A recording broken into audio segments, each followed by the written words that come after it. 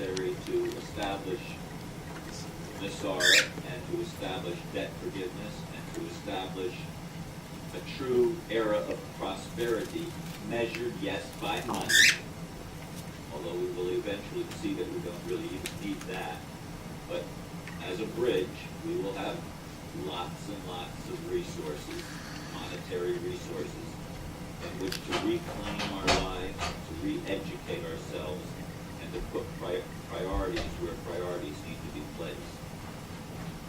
Not everyone will avail themselves of that at one time, obviously, but those that consider themselves light workers will be first in line to receive funds, I'm sure, and to help facilitate the transformation of our world, from a world of lies, propaganda, and debt instruments, to a world where we all become creditors, we all become empowered and enriched to live our lives as we liberate ourselves from the bondage that we've been in for literally millennia, but especially for the last few centuries, when this conglomerate of international bankers has begun its plan to take over the entire world, and they've almost succeeded, but they're falling short, as not only the people that have put forth this one people's public trust.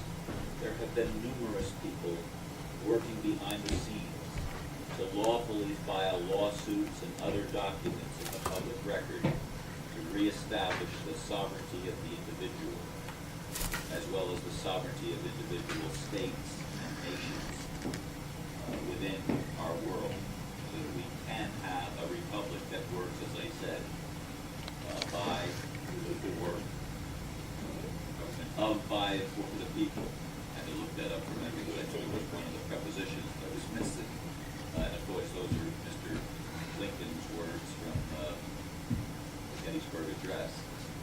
In any case, we are on the cusp of something that is absolutely fantastic.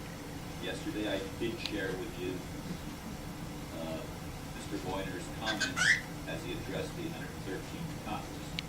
And several people now have told me that he has been put on a very short leash, and all of the people in the houses of Congress have been warned. Some of them have been arrested and taken to the World Court at The Hague.